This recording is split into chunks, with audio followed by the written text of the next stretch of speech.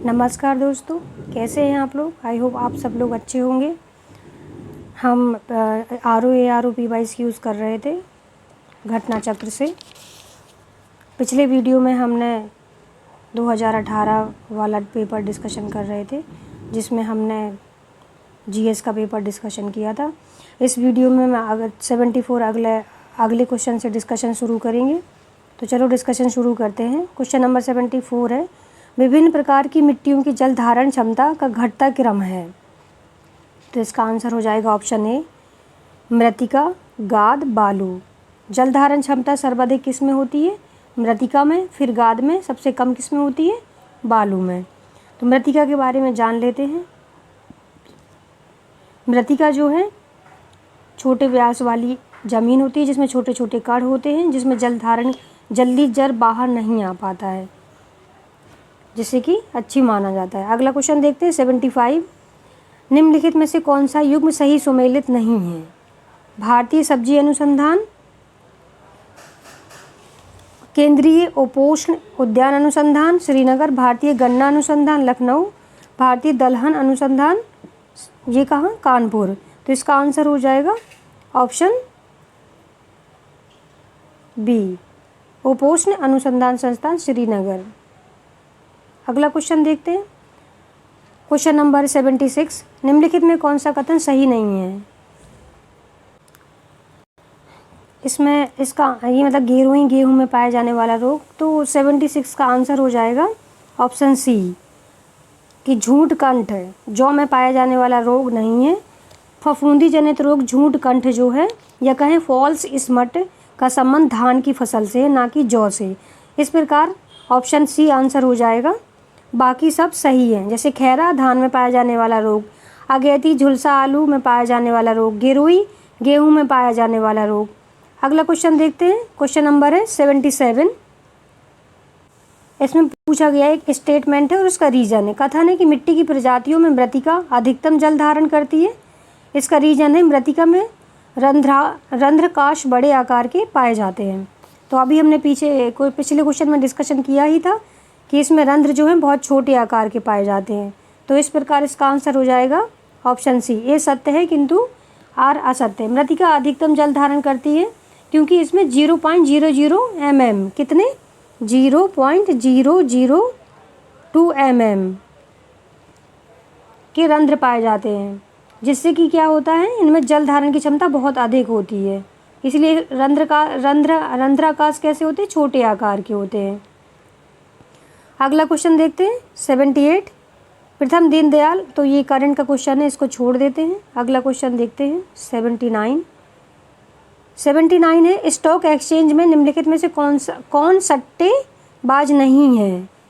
Stag, जैसे दलाल, मंदड़िया, तेजड़िया, ये सारे हैं, लेकिन स्टैग नहीं है। अगला क्वेश्चन देखते हैं। निम्नलिखित में से किस वस्तुकला, ये भी छोड़ देते क्योंकि ये 2017 में, और पेपर कब हुआ था? 2018 में। अगला क्वेश्चन देखते हैं। क्वेश्चन नंबर है 82 में क्या है? एक तरफ बांध दिए गए हैं और किस नदी में से संबंधित है? तो दुलहस्ती, गांधी सागर, उकाई, तवा। तो इसका आंसर हो जाएगा ऑप्शन बी। अब हम इस प्रकार मिला लेते हैं, जैसे दुलहस्ती जो है चिनाब नदी, गांधी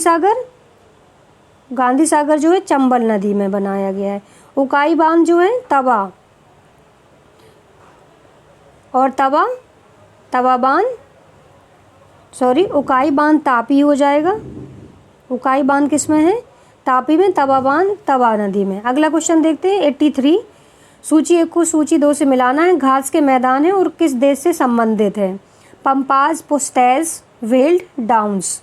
तो इसका आंसर हो जाएगा ऑप्शन बी। ऑप्शन बी के अनुसार हम मिला लेते हैं।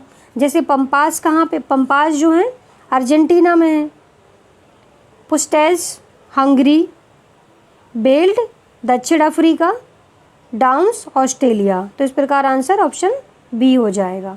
अगला क्वेश्चन देखते हैं। ट्राई निम्नलिखित में से किस क्षेत्र की नियामक संस्था है? तो ये किससे है? ट्राई दूरसंचार। आपने देखा होगा एयरटेल, आइडिया, वोडाफोन, ये उस समय बहुत विवाद चल रहा था, तो इस समय क्वेश्चन पूछ लिया गया होगा जियो वगैरह का। तो दूरसंचार से है ट्राई का संबंध। 85 देखते हैं। जापान के निम्नलिखित 4 द्वीपों का उत्तर से दक्षिण अनुक्रम निम्नलिखित में से कौन सा सही है। उत्तर से दक्षिण आपको बताना है, तो इसका आंसर हो जाएगा ऑप्शन सी। सबसे पहले होक्काइडो, होन्शु, शिकोकू, क्यूशू है। ये क्वेश्चन भी पूछा जाता है कि बढ़ते क्रम में सबसे बड़ा द्वीप कौन सा है, सबसे छोटा कौन सा है। तो सबसे बड़ा क्या है, होन्शु है। एक तो आप उत्तर से दक्षिण क्रम लगा लीजिएगा और सबसे बड़ा पूछा जाए तो होन्शु है। अगला क्वेश्चन देखते हैं, चुकी कमाटा या चिली निम्नलिखित में से किस खनिज के लिए जाना जाता है। तो ये तांबे के लिए जाना जाता है। यह विश्व का सबसे बड़ा तांबा उत्पादक शहर है। यह महत्वपूर्ण सोडियम नाइट्रेट का स्रोत भी है। चिली लंबी सक्रिय स्थलीय पट्टी कहाँ पे पाई जाती है, जहाँ पे तांबा पाया जाता है, ये दक्षिणी अमेरिका के पश्चिमी सागरीय तट में है। अगला क्वेश्चन देखते हैं, निम्नलिखित में से कौन सा सेल समूह भारत में धात्विक खनिजों का प्रमुख स्रोत है। तो इसका आंसर हो जाएगा धारवाड़ समूह। धारवाड़ समूह में सोना, लोहा, अभ्रक, क्रोमियम, तांबा, मैग्नीज विभिन्न प्रकार के खनिज पाए जाते हैं। ये और अगर हम कोयले की बात करें तो ये गोंडवाना समूह में बहुत मात्रा में पाया जाता है। धारवाड़ क्रम की अगर राज्यों की बात करें कि किधर किधर फैला हुआ है, तो ये कर्नाटक, आंध्र प्रदेश, उड़ीसा आदि क्षेत्रों में फैला हुआ है।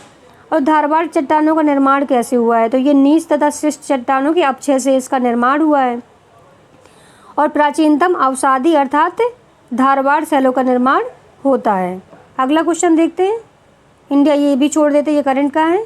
क्वेश्चन नंबर 89 है। एक तरफ राष्ट्रीय उद्यान है, दूसरी तरफ राज्य दिए गए हैं, आपको मिलाना है। जैसे इंतान की, बेतला, सिरोही, गुइंदी। तो इसका आंसर हो जाएगा ऑप्शन सी। ऑप्शन सी के अनुसार अगर हम इनको मिलान करते हैं तो इंतांकी नागालैंड में है, बेतला जो है झारखंड में है, झारखंड, सिरोही मणिपुर, गुंदुई तमिलनाडु में है। इस प्रकार इसका आंसर हो जाएगा ऑप्शन सी। अगला क्वेश्चन देखते हैं 90। पृथ्वी की सतह का वह भाग जिस पर भूकंपीय तरंगों को सबसे पहले रिकॉर्ड किया जाता है क्या कहलाता है। तो ये अधिकेंद्र कहलाता है। अगला क्वेश्चन देखते हैं, क्वेश्चन नंबर 91। भारत में तटीय राज्यों की संख्या कितनी है। तो 9 है।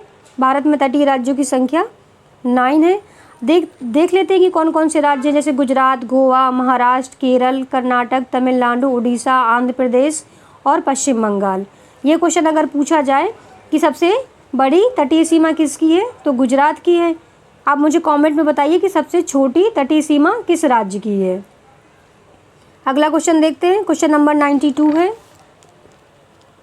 इसमें पूछा गया कि भारत की वर्ष 2011 की जनगणना के आधार पर निम्नलिखित में से किस राज्य में जनसंख्या घनत्व उच्चतम था। तो ये बिहार आ जाएगा, 1102 है। अगला क्वेश्चन देखते हैं, माल्थस के अनुसार जनसंख्या नियंत्रण का सर्वाधिक प्रभावकारी उपाय निम्नलिखित में से कौन सा है। तो इसका आंसर हो जाएगा ऑप्शन सी।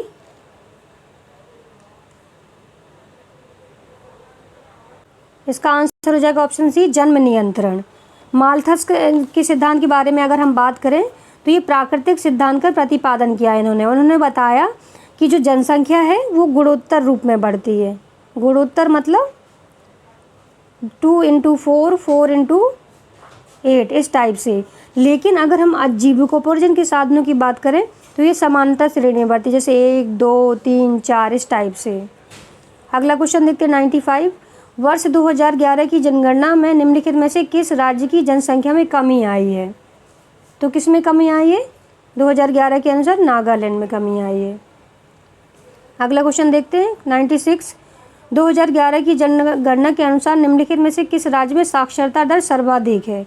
तो इनमें से पूछा है किस में सर्वाधिक साक्षरता दर है, तो इसमें से आंसर हो जाएगा मणिपुर। लेकिन अगर ओवरऑल पूछा जाए कि 2011 की जनगणना के अनुसार ओवरऑल सबसे अधिक साक्षरता दर वाला राज्य कौन सा है, तो वो केरल हो जाएगा, जबकि न्यूनतम वाला जो है वो बिहार हो जाएगा। अगला क्वेश्चन देखते हैं 97। 2011 की जनगणना के अनुसार भारत में नगरीय जनसंख्या का देश की कुल जनसंख्या का प्रतिशत कितना है।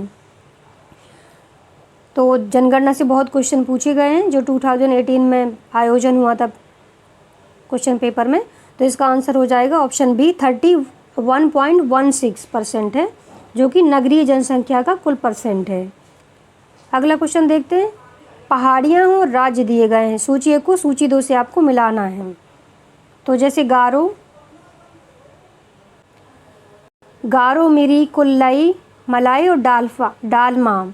तो इसका आंसर हो जाएगा ऑप्शन ए 1, 2। इसके अनुसार हम गारो को मेघालय से संबंधित करेंगे। जो मिरी है अरुणाचल प्रदेश से, मिरी जो है अरुणाचल प्रदेश से। कुल्लाई मलाई जो है तमिलनाडु, नाम से ही लग रहा है कुल्लाई मलाई तमिलनाडु। डालमा झारखंड से संबंधित है। तो इसका आंसर हो जाएगा ऑप्शन ए। अगला क्वेश्चन देखते हैं। क्वेश्चन नंबर है 99। वर्ष 2011 की जनगणना के अनुसार निम्नलिखित में से किस राज्य में नगरीय जनसंख्या की प्रतिशतता न्यूनतम है? तो सबसे कम नगरीय जनसंख्या कहाँ है? हिमाचल प्रदेश में। आप मुझे कमेंट में बताइए कि सर्वाधिक नगरीय जनसंख्या वाला राज्य। अगला क्वेश्चन देखते हैं। Question number 10। वर्ष 2011 की जनगणना के अनुसार निम्नलिखित में से कौन सा राज्य साक्षरता दर एवं नगरीकरण के स्तर में भारत के द्वितीय स्थान पर है? साक्षरता दर और नगरीकरण। तो इसका आंसर हो जाएगा ऑप्शन ए मिजोरम। इसके बारे में थोड़ा डिस्कशन कर लेते हैं मिजोरम के बारे में। तो 2011 की जनगणना के अनुसार मिजोरम की साक्षरता दर 91.3 है। जैसा कि हमने पहले ही डिस्कशन किया है कि इनमें से मिजोरम है, अगर ओवरऑल पूछा जाएगा तो सर्वाधिक साक्षरता दर केरल की है और सर्वाधिक नगरीकरण गोवा में है, जो कि मैंने पिछले क्वेश्चन में आपसे पूछा था कि सबसे कम नगरीकरण कहाँ पे है? हिमाचल प्रदेश में, लेकिन सर्वाधिक किधर है? गोवा में। गोवा में सर्वाधिक नगरीकरण है। इसका आंसर मिजोरम हो जाएगा। अगला क्वेश्चन देखते हैं। वर्ष 2011 की जनगणना के आधार पर निम्नलिखित राज्यों को उनके नगरीकरण के अवरोही क्रम में व्यवस्थित कीजिए। तो इसका आंसर हो जाएगा ऑप्शन बी। सबसे ज़्यादा महाराष्ट्र, फिर पश्चिम बंगाल, फिर गुजरात, फिर आंध्र प्रदेश। अगला क्वेश्चन देखते हैं। 102। पारिस्थितिकी तंत्र के संदर्भ में निम्नलिखित कथनों पर विचार कीजिए। तो इसका आंसर हो जाएगा ऑप्शन सी। एनवायरनमेंट का क्वेश्चन है, एक बार आप देख लीजिए फिर से। पारिस्थितिकी तंत्र के संदर्भ में कौन से कथनों पर विचार करना है और कौन से कथन सही है? तो दोनों सही है। जैसे स्वपोषी या स्वपोषण स्तर पर उत्पादक को प्राथमिक उत्पादकता कहा जाता है। द्वितीय उत्पादकता का संदर्भ परपोषी या विषम पोषण स्तर के उत्पादन से है। अगला क्वेश्चन देखते हैं। क्वेश्चन नंबर है 103। एक पारिस्थितिकी तंत्र में ऊर्जा की मात्रा का पोषण स्तर अन्य स्तर में स्थानांतरण के पश्चात क्या होता है? बढ़ती है, घटती है, स्थिर रहती है, बढ़ सकती है, घट सकती है। तो इसका आंसर हो जाएगा ऑप्शन बी, घटती है। इसके बारे में थोड़ा देख लेते हैं। ऊर्जा स्तर का स्थानांतरण एक दिशा में होता है। प्राथमिक उत्पादकों को उत्तरोत्तर पोषण स्तरों में जाती है और उसके बाद ऊर्जा का ह्रास होता जाता है। जैसे कि आप देख लेते हैं कि जैसे 20% ऊर्जा है, प्राथमिक स्तर पर ये 20% होगी, फिर द्वितीय स्तर पे ये समथिंग मतलब 18 हो जाएगी, फिर तृतीय स्तर पे 15। तो इस प्रकार ये घटता जाता है, ऊर्जा स्थानांतरण जैसे होता है। अगला क्वेश्चन देखते हैं। 104। निम्नलिखित में से किस प्रकार के वनों में अधिकतम पादप विविधता पाई जाती है? उष्णकटिबंधीय आर्द्र पतझड़ वन, उपोष्णकटिबंधीय पर्वतीय वन, शीतोष्णकटिबंधीय वन या उष्णकटिबंधीय सदाबहार वन। किसमें पाई जाती है? इसका आंसर हो जाएगा ऑप्शन डी, उष्णकटिबंधीय सदाबहार वन। तो सर्वाधिक विविधता किसमें पाई जाएगी? उष्णकटिबंधीय सदाबहार वनों में। ये कहाँ पाए जाते हैं? इनका अगर हम अक्षांश वगैरह देखें तो भूमध्य रेखा के दक्षिण में, उत्तर दक्षिण में लगभग 28 डिग्री के भीतर पाए जाते हैं। और वनों में क्या क्या है? जैसे कि चीड़, ये जो आप अफ्रीका वाला रीजन देखेंगे तो उधर वाला ये रीजन, अमेजन वाला थोड़ा बहुत। अगला क्वेश्चन देखते हैं। 2011 की जनगणना के अनुसार भारत की कुल नगरीय जनसंख्या में महानगरों की जनसंख्या का प्रतिशत है। सेम वही क्वेश्चन फिर रिपीट हुआ है। तो ये कितना हो जाएगा? ऑप्शन ए 31.16 है। अगला क्वेश्चन देखते हैं। क्वेश्चन नंबर है 106। वर्ष 2011 की जनगणना के अनुसार उत्तर प्रदेश में साक्षरता दर में 2001 से 2011 में कितनी वृद्धि हुई? सॉरी, इसका आंसर मैंने गलत टिक कर दिया है। 105 में करेक्शन कर लीजिएगा। 105 का आंसर हो जाएगा ऑप्शन सी। यहाँ पे महानगरों की जनसंख्या का प्रतिशत पूछा है, ना कि नगरीकरण वाला। तो इसका आंसर हो जाएगा 42.61। और ये जो 31.116 है ये नगरीकरण वाला है। क्षमा चाहती हूँ इसके लिए। अगला क्वेश्चन देखते हैं। क्वेश्चन नंबर है 106। तो क्वेश्चन नंबर 106 का आंसर हो जाएगा ऑप्शन ए। मतलब पूछ रहा है कि उत्तर प्रदेश में 2001 से 2011 में कितनी वृद्धि हुई है जनगणना के अनुसार, मतलब साक्षरता दर में। तो 11.45% वृद्धि हुई है। अगला क्वेश्चन देखते हैं। उत्तर प्रदेश में निम्नलिखित में से कौन सा शहर निर्यात विकास केंद्र नहीं है। तो ये क्वेश्चन सारे करंट के, इसको छोड़ देते हैं, ये बजट से संबंधित है ये सारे क्वेश्चन जो है। अगला क्वेश्चन है 113। अगला क्वेश्चन देखते हैं 114, क्योंकि वो सारे करंट के क्वेश्चन है तो मैंने छोड़ दिए हैं। उत्तर प्रदेश का सबसे पूर्वी शहर निम्नलिखित में से कौन सा है। तो ये इसका आंसर हो जाएगा, पूर्वी शहर पूछा है तो बलिया सबसे पूर्वी है। अगला क्वेश्चन देखते हैं। शहर उनकी विशेषताओं के बारे में पूछा गया है। तो जैसे वाराणसी, लखनऊ, झांसी, मुरादाबाद, ये किन चीज़ों के लिए फेमस है, इनकी क्या क्या विशेषताएं हैं। तो कौन सा सुमेलित नहीं है पूछा है। इसका आंसर हो जाएगा ऑप्शन सी। झांसी जो है औद्योगिक केंद्र के लिए नहीं है, झांसी ऐतिहासिक पर्यटन स्थल है। बाकी मुरादाबाद पीतल के लिए, लखनऊ प्रदेश की राजधानी, वाराणसी संस्कृत और धर्म के लिए संबंध फेमस है। झांसी किसके लिए है, ऐतिहासिक पर्यटन स्थल, रानी लक्ष्मीबाई के बारे ज़्यादा ही फेमस है। अगला देखते हैं। उत्तर प्रदेश के लोकायुक्त की पद धारण अवधि कितनी है। तो इसका आंसर हो जाएगा ऑप्शन डी, 8 वर्ष है।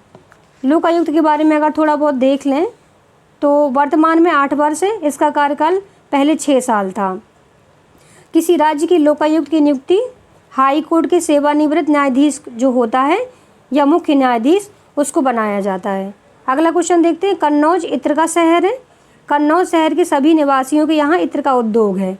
तो कथन और कारण दिए गए हैं, इनमें से कौन सा सही है आपको बताना है। तो इसका आंसर हो जाएगा ऑप्शन सी।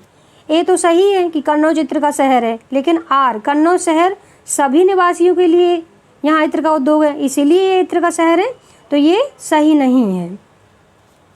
इस व्यवसाय के अतिरिक्त कन्नौज में और भी व्यवसाय होते हैं, जैसे कि कन्नौज में तंबाकू व्यापार के लिए भी फेमस है। अगला क्वेश्चन देखते हैं। ये भी करंट का क्वेश्चन है, इसको छोड़ देते हैं। अगला क्वेश्चन है 119। प्रसिद्ध ठुमरी गायिका गिरिजा देवी का जन्म किस शहर में हुआ था। तो 119 क्वेश्चन हम कल डिस्कशन करेंगे और 118 तक हम देख चुके हैं। तो इसके साथ ही हम आज का वीडियो समाप्त करते हैं। अगर कोई भी वीडियो में और एक्सप्लेनेशन में दिक्कत हो तो मुझे कमेंट बॉक्स में ज़रूर बताएं। Thank you for watching.